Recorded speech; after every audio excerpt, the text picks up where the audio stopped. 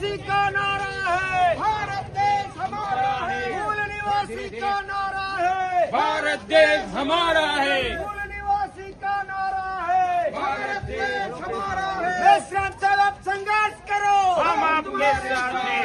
विश्राम साहब आप संघर्ष करो, हम तुम्हारे साथ हैं। ये मूल निवासी का नारा है, भारत देश हमारा है। मूल निवासी का नारा है, भारत देश हमारा है। बोल 85, बोल 85, मूल निवासी बहुजन महानायक 85, मान्यवर वामन मेश्राम साहेब, निवासी का नारा, राष्ट्रीय मूल निवासी संघ અને વામસાહેબના અધ્યક્ષ માન્યવર પાલનપુરની ધરાવ પર मान्यवर मूल निवासी बहुजन महानायक का स्वागत करते हैं।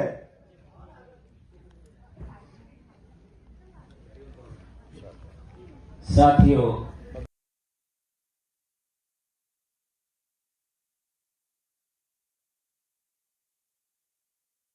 जय मूल निवासी। Thank you. धन्यवाद विपुलભાઈ સાહેબ। આગળના વક્તા તરીકે માન્યવર ડોક્ટર જેજી પરમાર સાહેબને વિનંતી કરું, જેઓ કાર્યકારી અધ્યક્ષ ઇન્ડિયન મેડિકલ પ્રોફેશનલ એસોસિએશન નવી દિલ્હીથી છે। માન્યવર જેજી પરમાર સાહેબ। સાથીઓ, આપ બધા ઉપરથી નીચે નજીક આવી જાઓ તો બહુ સારું રહેશે। બધા આવી જાઓ નીચે જરા, એક પણ નીચેથી જ છે એટલે ખુરશી ખાલી ના આવી જોઈએ। બધા જે પાછળ બેઠા છે તે નજીક આવશે તો સારું લાગશે। તમામ સાથીઓને નમ્ર વિનંતી છે કે તમામ સાથીઓ આગળ આવી જાય। પ્લીઝ આગળ આવી જાઓ સાથીઓ, પ્લીઝ આગળ ઘણી જગ્યા ખાલી છે। તમામ સાથીઓને નમ્ર વિનંતી છે, પાછળ બેઠેલા તમામ મિત્રો આગળ આવી જાઓ પ્લીઝ।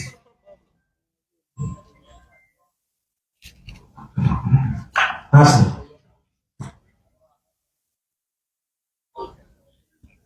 દેશના કરોડો વંચિતોના હક અધિકાર માટે પોતાના જીવનનું બલિદાન આપનાર અનેક મહાનાયક મહાનાયિકાઓને વંદન કરી હું મારી વાતને શરૂ કરું છું। નગરપાલિકા હોલ પાલનપુર ખાતે આજે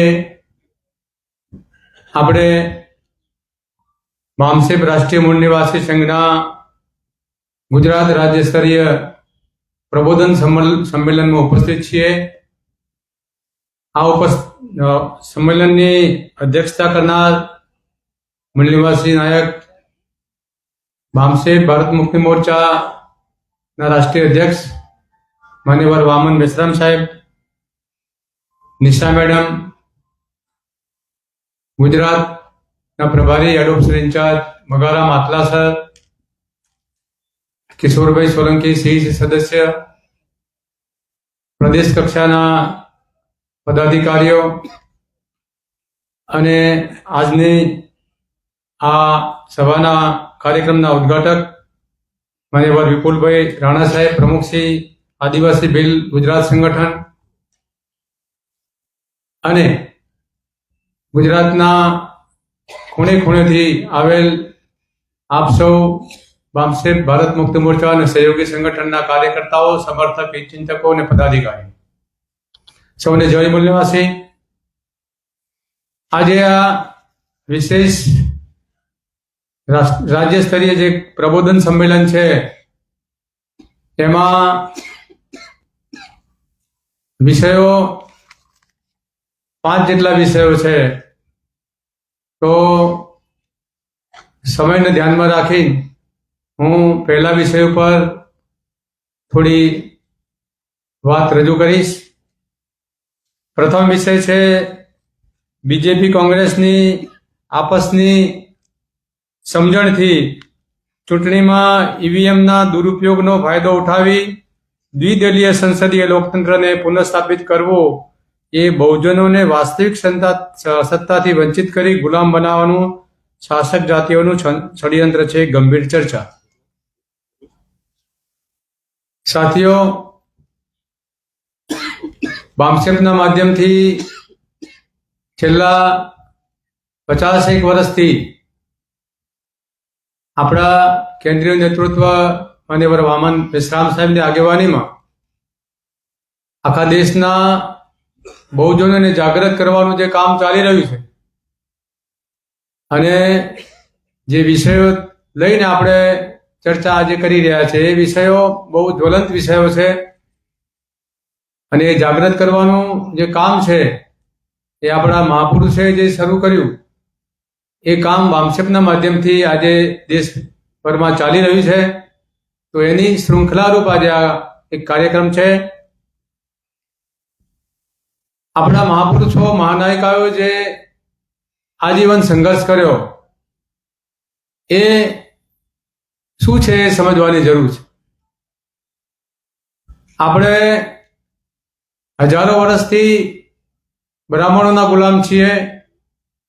તેમણે મનુસ્મૃતિના માધ્યમથી, મનુસ્મૃતિના કાયદાથી આપણને ગુલામ બનાવ્યા.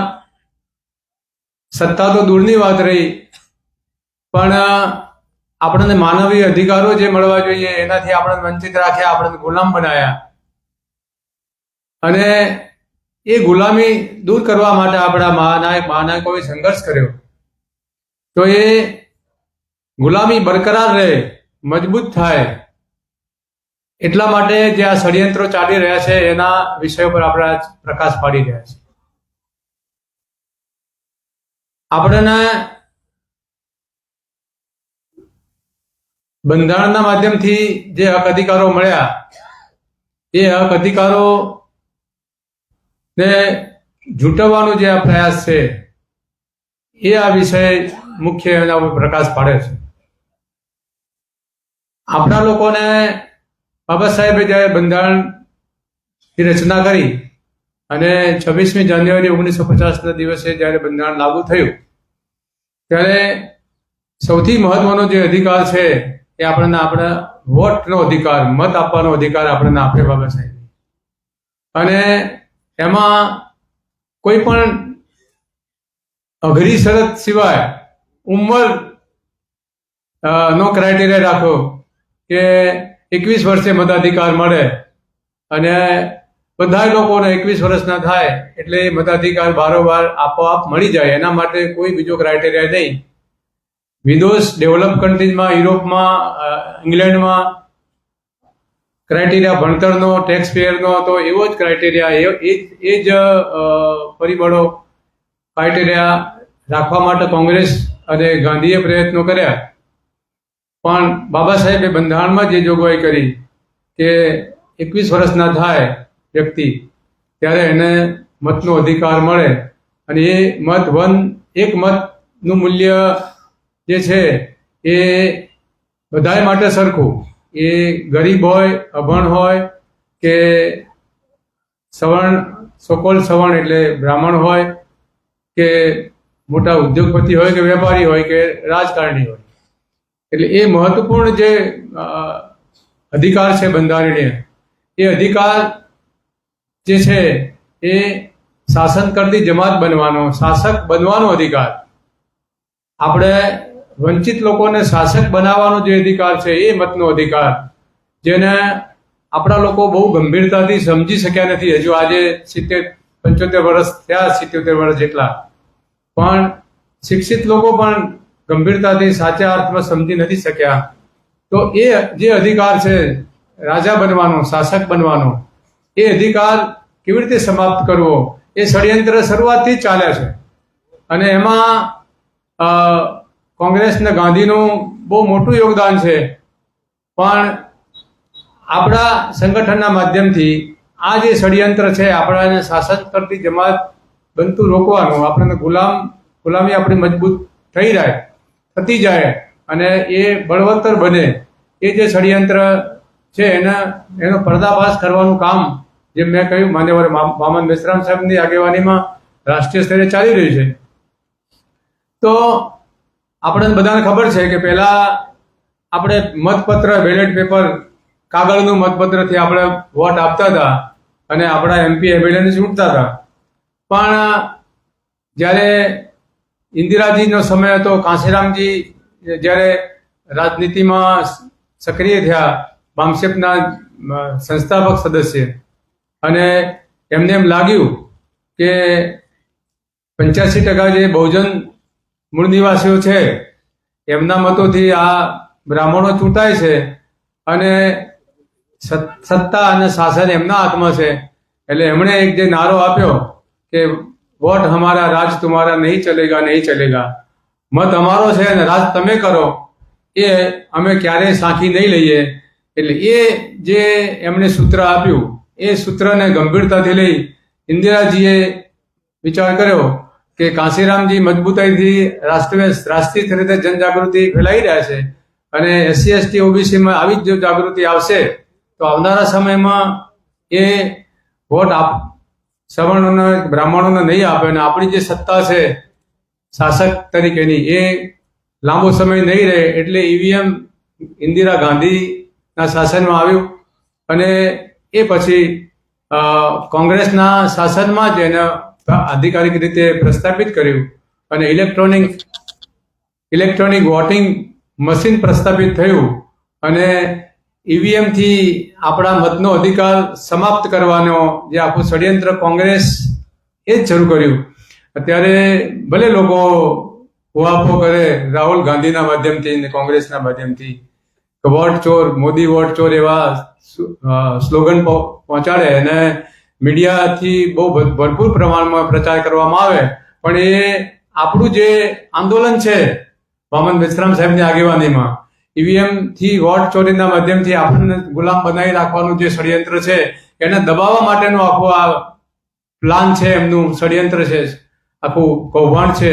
તો એને સમજવાની જરૂર છે કે જેમ રાહુલ ગાંધીએ લોકસભાના પ્રચારમાં કહ્યું કે સંવિધાન જોખમમાં છે, સંવિધાન ખતરામાં છે, ત્યારે સંવિધાન ખતરામાં કેમ છે કે વોટ ખતરામાં છે, મતનો અધિકાર ખતરામાં છે EVM ના માધ્યમથી. તો એ આપણે EVM ના વિરોધમાં આંદોલન ચલાવતા હતા મેશ્રામ સાહેબને, ત્યારે બંધારણ બચાવવાની વાતો કરે. અત્યારે આપણે EVM નું આંદોલન ચાલુ જ છે અને એ ચાલુ જ રહેવાનું છે. એને દબાવવા માટે આ વોટ ચોરીનું જે આખું જે કૌભાંડ ઊભું કર્યું છે અને આપણા લોકો એમાં અજાણતાથી ભોળપણમાં જે જોડાયા છે, તો એ ખરેખર ના જોડાય અને આપણું જે આંદોલન છે EVM ના વિરોધનું, EVM આધુનિક મનુસ્મૃતિ છે અને આપણી બધી સમસ્યાઓનું મૂળ ઇલેક્ટ્રોનિક વોટિંગ મશીન છે. એટલે જ્યાં સુધી EVM હશે ત્યાં સુધી આપણી કોઈ પણ સમસ્યાનું સમાધાન થવાનું નહીં અને આપણી બધી સમસ્યાઓ વધતી જવાની છે. એટલે આપણે ઇલેક્ટ્રોનિક વોટિંગ મશીન હટાવવા માટેનું જે આંદોલન વામન બેસરામ સાહેબ રાષ્ટ્રીય સ્તરે ચલાવી રહ્યા છે એને આપણે ભરપૂર સમર્થન આપવું જોઈએ અને એના જન આંદોલન જ્યાં સુધી નહીં બનાવીએ ત્યાં સુધી આ EVM આ લોકો હટાવવાના નથી, કોંગ્રેસ ને બીજેપી. કારણ કે એમનું મિલીભગત છે, એમનું મિલીભગતના કારણે એ સત્તાની વહેંચણી કરી રહ્યા છે. કેન્દ્રમાં સત્તા એમની છે, અમુક રાજ્યોમાં સત્તા છે અને આંતરિક રીતે શાસન પ્રશાસનમાં પણ સત્તામાં ભાગીદારી રીતે આંતરિક રીતે મળે છે. તો એ જે ષડયંત્ર છે એને આપણે સમજવાની જરૂર છે અને ઇલેક્ટ્રોનિક વોટિંગ મશીન હટાવવાનું જે આંદોલન, EVM હટાવવાનું જે આંદોલન બેસરામ સાહેબની આગેવાનીમાં ચાલે છે એને આપણે બધાએ સમર્થન કરવાનું છે. તો આ વાત આજે અહીંયા સાહેબના માધ્યમથી આપણે સમજશું અને બીજા વક્તાઓ પણ વધારે કહેશે બીજા વિષયો વિશે. તો એ જાણી સમજી અને આપણા જે લોકો છે, ભોળા લોકો છે, ભ્રમિત લોકો છે, એને આપણે જાગૃત કરીએ અને આ આંદોલનમાં જોડીને જન આંદોલન કરી અને EVM હટાવીએ. એ જ આજના દિવસનો મારો સંદેશ આપવાનો છે. મને વક્તા તરીકે સામેલ કરી આપ સૌ સમક્ષ વાત કરવાની જે તક આપી એ બદલ આયોજકોનો આભાર, વામન બેસરામ સાહેબનો આભાર. ધન્યવાદ. જય મનવાસ. ધન્યવાદ માન્યવર જયજી પરમાર સાહેબ. અમૃતભાઈ મકવાણા સાહેબને વિનંતી કરું કે તેઓ સ્ટેજ ઉપર આવે, બિરાજમાન થાય. આજના જે બનાસકાંઠાના પ્રભારી છે ગુલાબભાઈ વેમજીભાઈ પરમાર સાહેબને વિનંતી કરું કે તેઓ સ્ટેજ પર બિરાજમાન થાય.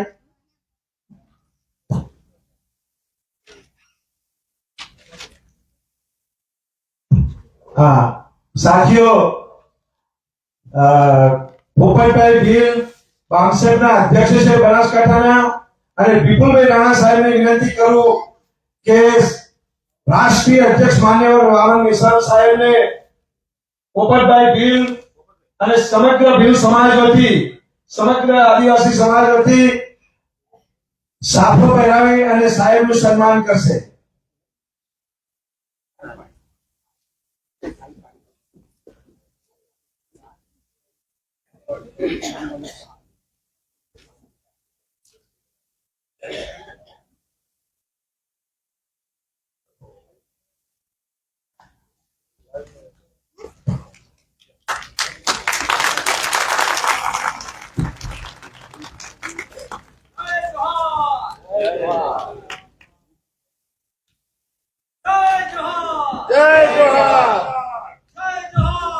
રાષ્ટ્રીય ઉપાધ્યક્ષ મેડમ નિશાબેન મેડમનું પણ આદિવાસી ભીલ સમાજ, માન્યવર પોપટભાઈ ભીલ, વિપુલભાઈ રાણાની સમગ્ર ટીમ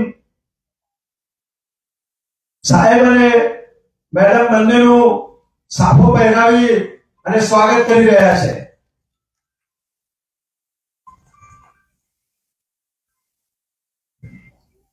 બોલ 85,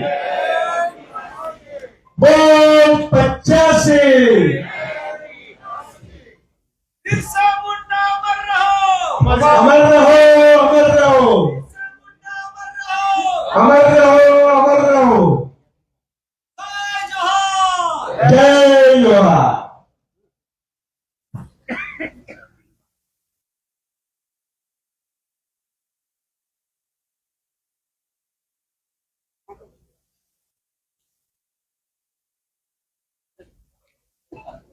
जय जोहार.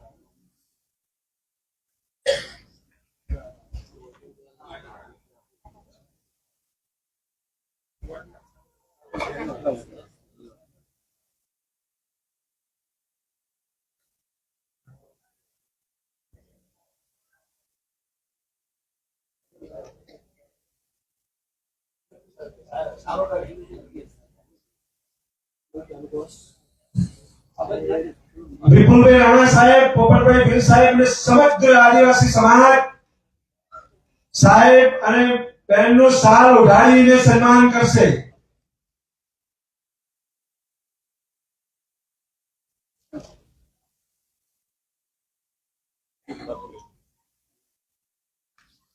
बेशरम साहब संदेश करो, हम तुम्हारे साथ हैं. बेशरम साहब आप आगे बढ़ो, बेशरम साहब आप आगे बढ़ो. हमारा नेता कैसा होगा? धन्यवाद.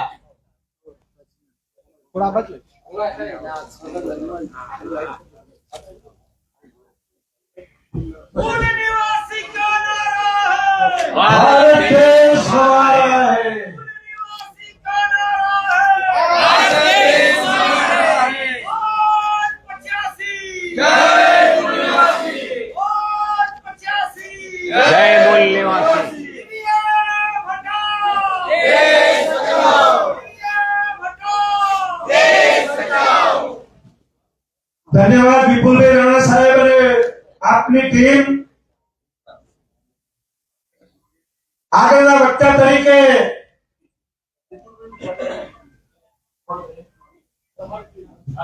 વિપુલભાઈ પ્રમુખ શ્રી આદિવાસી સંગઠન ગુજરાતનું સ્વાગત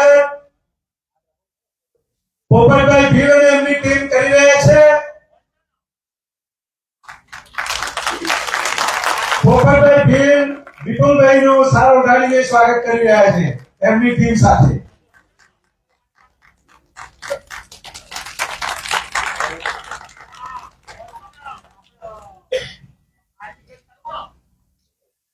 ધન્યવાદ. કાર્યક્રમની રૂપરેખાને આગળ વધારતા હા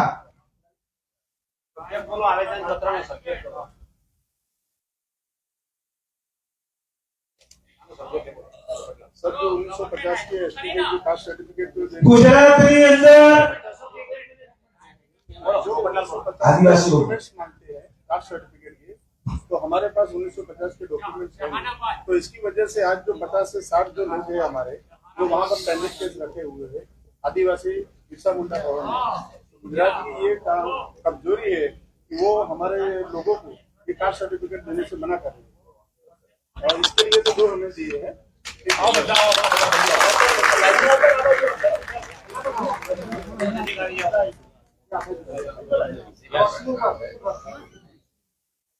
जय जोहर का नारा है, भारत देश हमारा है। जय जोहर का नारा है, भारत देश हमारा है। जय जोहर का नारा है, भारत देश हमारा है। धन्यवाद धन्यवाद पोपटभाई भील विपुलभाई राणा साहब ने आदिवासियों का आज से 8 साल पहले विषय लिया था सलवार जुलूम का।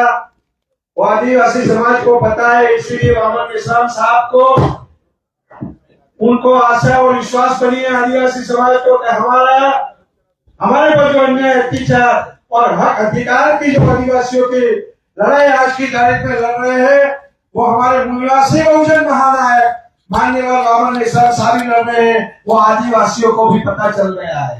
धन्यवाद। अगले वक्ता के तौर पर मैं हमारे बुजुर्ग डॉक्टर विजयलाल डाभी साहब को विनती करता है कि सर आप संक्षिप्त में आपकी बात रखें, क्योंकि आप खड़े होते हैं और हमारे समाज को एक प्रेरणा मिलती है। धन्यवाद सर।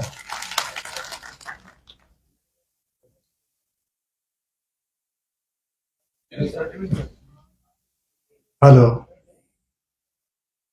माननीय वामन मिश्रा साहब અને મંચસ્થ મહાનુભાવો, આજે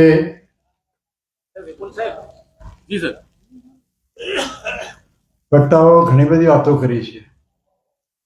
આપણે ખાસ તો સમાજમાંથી જે જાગૃતિ ફેલાઈ છે થોડી ઘણી બનાસકાંઠામાં અને ગુજરાતમાં ઇન્ડિયા લેવલે જે કામ કરી રહ્યા છે એવા ઘણા બધા કાર્યકરો સાથે છે.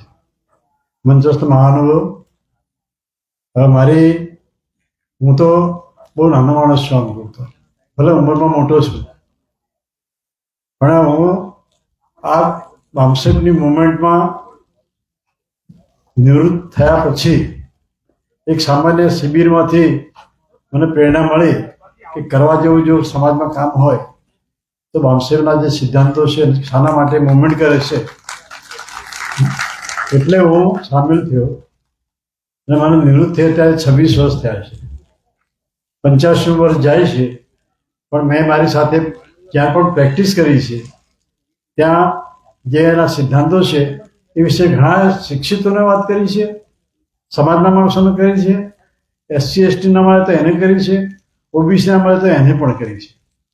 પણ મને એમ લાગે છે કે જે ગ્રાસરૂટ લેવલે જે કામ બહેનોમાં કરવું જોઈએ, ભાઈઓમાં શિક્ષિતોને કરવું જોઈએ, અને જે શિક્ષિત આઝાદી પછી થયા છે એમને જે ડાયવર્ટ કરવા જોઈએ કે સમજાવવા જોઈએ એ બહુ કઠિન કામ થાય છે.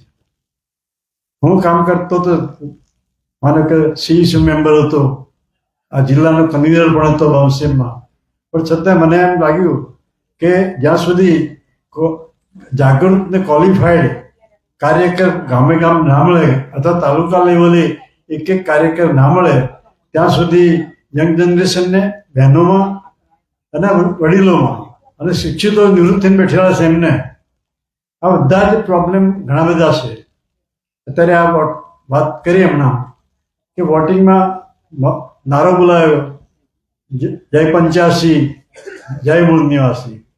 85 ને એકત્રિત કરવા એ બાબા સાહેબનું ગણિત હતું કે આ દેશમાં 15% જે મૂળ નિવાસી નથી એની સામે 85% આપણે છીએ અને 3.5% આપણા દેશનું સંચાલન કરીએ છીએ. હજુ સુધી આપણે માનસિક ગુલામોમાંથી શિક્ષિત થયા હોવા છતાં આપણે બહાર આવી શક્યા નથી. એટલે ટાર્ગેટ બહુ ઊંચો છે, પણ હજુ સુધી આ કામ કરવા માટે પાયાના જે કાર્યકરો ક્વોલિફાઈડ જે ટ્રેનિંગ લે છે 15 દિવસની મહિનાની અને એને તૈયાર કરવામાં આવે, એ જો ખરેખર આ 50 ડિસ્ટ્રિક્ટમાં ક્વોલિફાઈડ મોહમ્મદ વેણસાર જેટલું નોલેજ લઈ અને એવા કાર્યકરોને તાલુકા લેવલે મુકાય તો થોડુંક ઘણું જ હજુ ભરી તાત્કાલિક આવી શકે. એટલે આ તબક્કે હું મને વધારે બોલતો જ નથી, મારી વાણીનું વિરામ આપું છું. ધન્યવાદ. જય મૂળ નિવાસી. ધન્યવાદ ડોક્ટર સાહેબ. આગળના વક્તા તરીકે હું ચીમનભાઈ ભાખરિયા સાહેબને વિનંતી કરું કે સંક્ષિપ્તમાં વાત કરશે. માનનીય ભાખરિયા સાહેબ.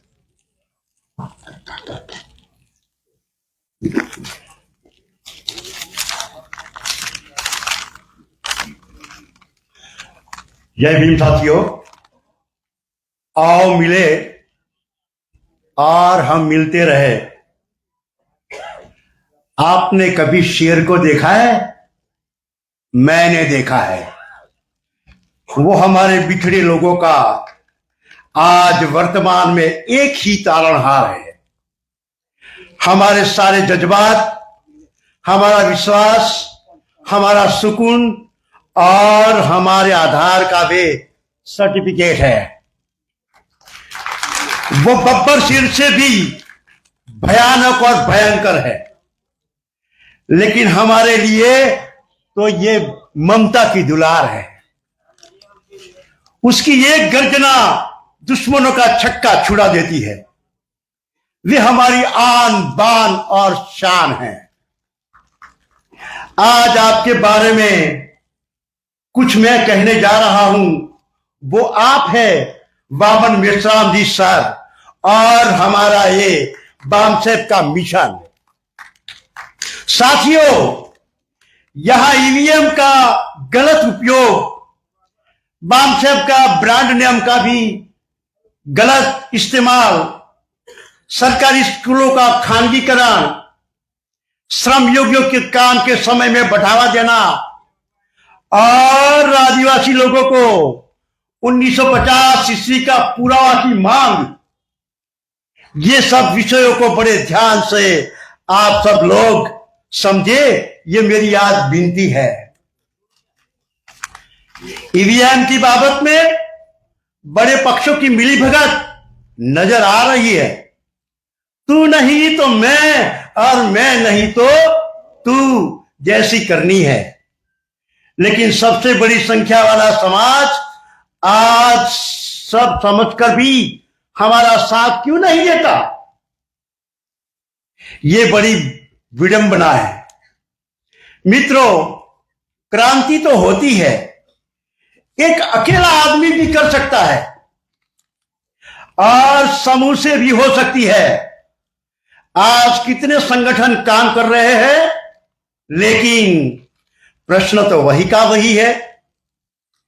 कुछ बात जरूर है जो हमारे विचारों के काफिले को आगे बढ़ने नहीं देता, और इसलिए तो हमें आपको संगठित करने के लिए ये सम्मेलन बामसेब के द्वारा यहां करना पड़ता है.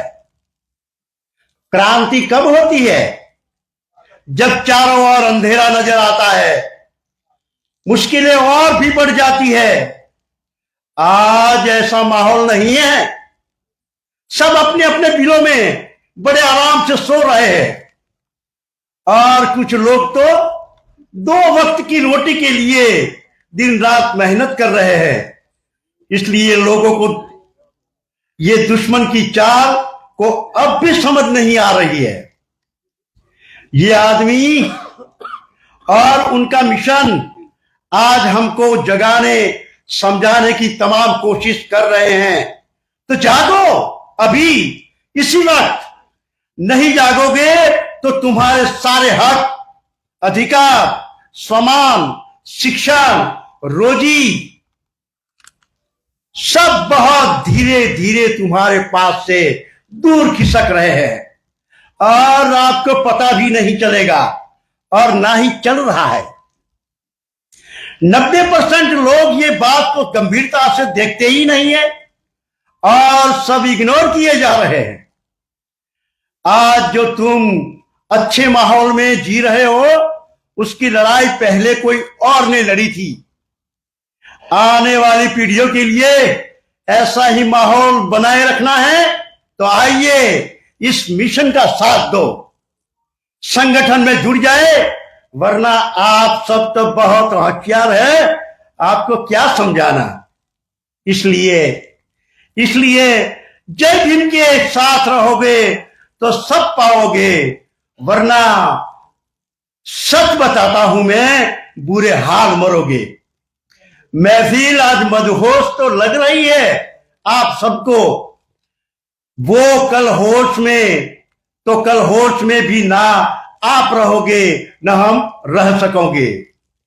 तारे तो यहां से बड़े अच्छे लगते हैं आसमान में, लेकिन वहां भी वीराना है, वो बात आप कब समझोगे। और ये गुरु में मत रहना कि माहौल ऐसा ही बना रहेगा। दुश्मन बहुत चालाक है, उसकी चाल में तो आप सब फंसोगे। आपको पता ही नहीं चलेगा कि ये बेड़ियां कब आई। मिशन को साथ दो, वरना आप कहीं खो जाओगे। अभी भी माहौल बिगड़ा नहीं है दोस्तों। जो मिशन के हम साथ साथ रहेंगे तो बहुत खुश रहेंगे। चिमन, ये दिलकश बड़ा फंडा है, आज फिर भी मेरे साथ आप सब जय भीम तो कहोगे। सभी साथियों को मेरा जय भीम, जय भीम, जय मुन्ना जी। धन्यवाद चिमन भाई भाकरिया साहब। दिवंगत राहोत इंदौरी की आपने याद दिला दी, धन्यवाद।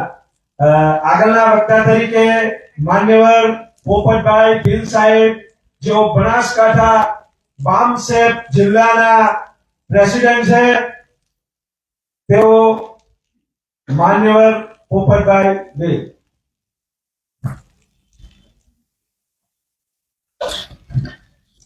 આજરોજ પધારેલ માન્ય વામન મિશ્રા સાહેબનું બનાસકાંઠામાં ખૂબ ખૂબ હાર્દિક સ્વાગત છે। આજરોજ જે આવેદનપત્ર આપ્યું છે એમાં 5 નંબરનો મુદ્દો અમારો છે કે જે 1950નો પુરાવા માગે છે કાસ્ટ સર્ટિફિકેટ લેવા માટે, તો માનનીય સાહેબને વિનંતી કરીશ કે તેઓ અમારા આ હક અને અધિકારની ખૂબ ઉપર સુધી લડાઈ કરે અને અમને ન્યાય આપે। ખૂબ ખૂબ આભાર। ધન્યવાદ પોપટભાઈ ભીલ સાહેબ। આગળના વક્તા તરીકે માન્યવર રમણભાઈ પરમાર સાહેબને વિનંતી કરું કે વિષય પર વાત કરશે।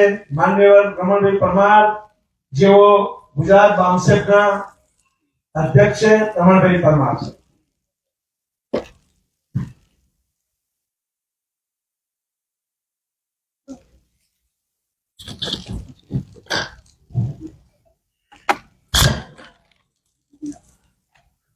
जय मूल निवासी साथियों, मंच पे विराजमान हमारे मेहमान और हमारे आज के इस कार्यक्रम की अध्यक्षता करने वाले आदरणीय वामन मिश्रा साहब का हम गुजरात में और इस पालनपुर जिले में स्वागत करते हैं, अभिवादन करते हैं। અહીં આપણે જે વિષયો રાખવામાં આવેલા છે એ એકચ્યુઅલી વિષયો નહીં, દેશની સમસ્યાઓ છે અને દેશની સમસ્યાઓને બામસેપ સંગઠન વિષય બનાવી અને સમાજમાં જાગરણનું કાર્ય કરે છે। એક મહત્વપૂર્ણ છે કે બીજેપી કોંગ્રેસની આપસની સમજદારીથી ચૂંટણીમાં ઈવીએમના દુરુપયોગનો ફાયદો ઉઠાવી દ્વિદલીય સંસદીય લોકતંત્રને પુનઃસ્થાપિત કરવો એ બહુજનોને વાસ્તવિક સત્તાથી વંચિત કરી ગુલામ બનાવવાનું શાસક જાતિઓનું ષડયંત્ર છે। આમાં એક મહત્વનો શબ્દ છે દ્વિદલીય। બે શબ્દથી બનેલો શબ્દ છે। દ્વિ એટલે બે, દળ એટલે પક્ષ, બે પક્ષ બનાવવા ભારતની અંદર જ્યારે આ સંગઠનનો ઉદ્ભવ થયો અને પાર્ટીનું નિર્માણ કર્યું અને પાર્ટીનું નિર્માણ થયા પછી જ્યારે દેશની અંદર બહુજન સમાજમાં એક જાગૃતિ આવી, બાબા સાહેબે જે વોટનો અધિકાર આપેલો હતો એ વોટના અધિકારથી એક જાગૃતિ પેદા થઈ. સાહેબે હમણાં કહ્યું, ડોક્ટર સાહેબે, કે વોટ હમારા રાજ તુમારા નહીં ચલેગા નહીં ચલેગા. તો વોટના અધિકારથી જે જાગૃતિ આવી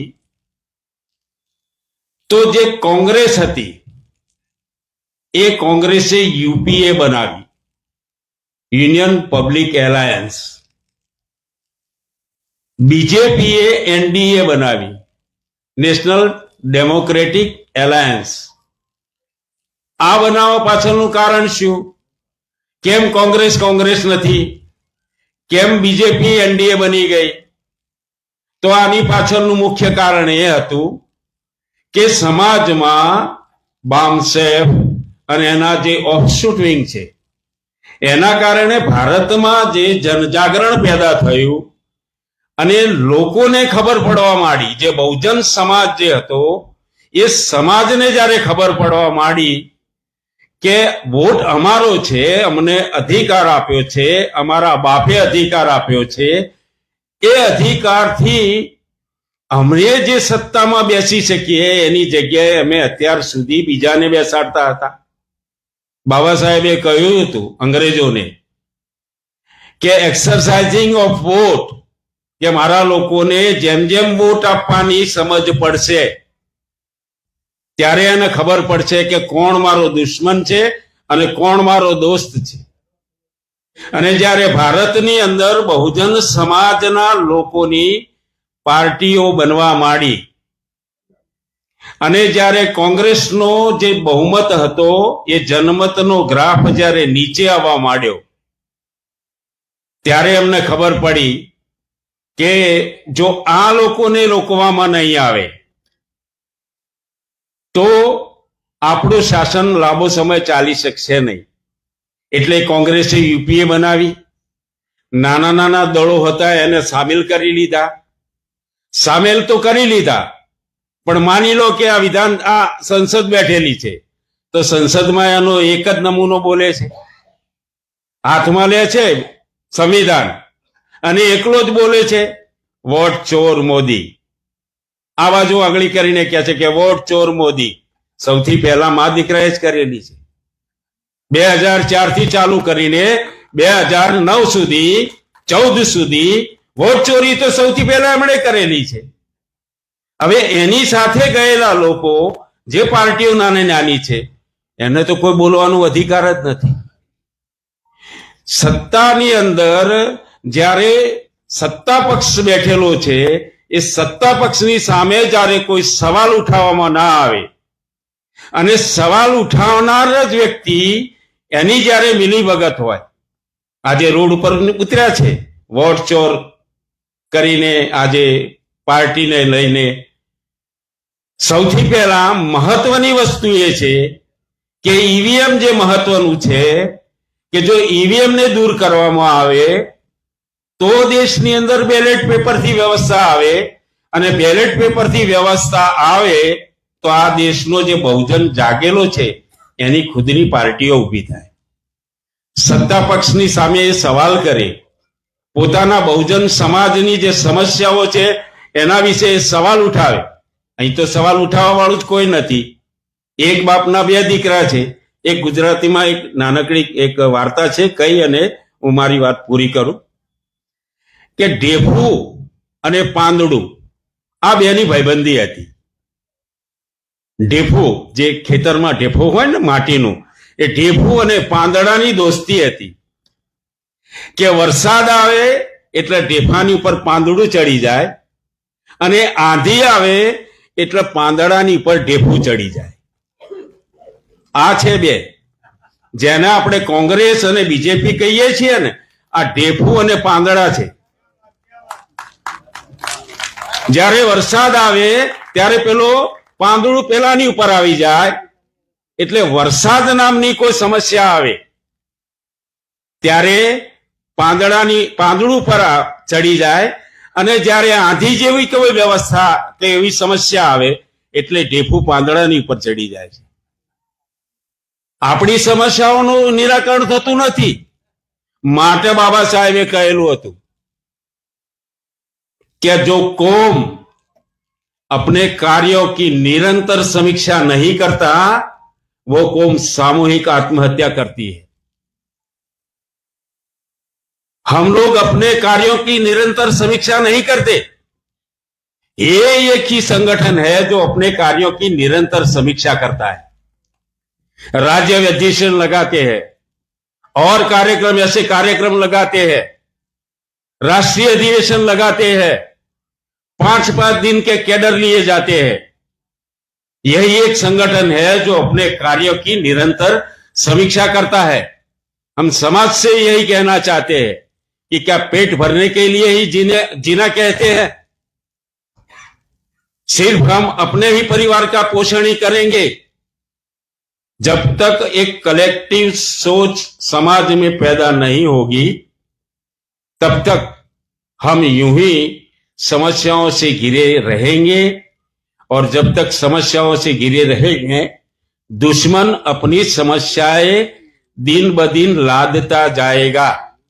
इसीलिए ये जरूरी है कि समाज जो यहां बैठा है उसका एक कार्य है कि वो जो जानकारी रखता है वो जानकारी जाके समाज में फैलाए.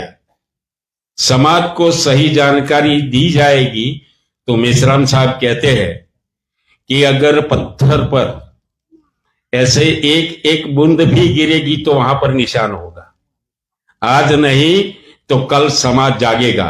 समाज का जागना बहुत जरूरी है. धन्यवाद. जय मूल निवासी साथियों. ધન્યવાદ માનનીય રમણભાઈ પરમાર સાહેબ. હવે આપણે સમય વધારે થયો છે એટલે ભોજનની બ્રેક લઈશું, અને ભોજન બ્રેક પછી ભોજન પહેલા દિમાગી ખોરાક મળ્યો, હવે પેટનો ખોરાક લઈશું અને પાછો દિમાગી ખોરાક માનનીય મામલની સાહેબ જોડેથી લઈશું. પદાધિકારીઓ તો ભોજન બ્રેક કરીએ છીએ. ધન્યવાદ.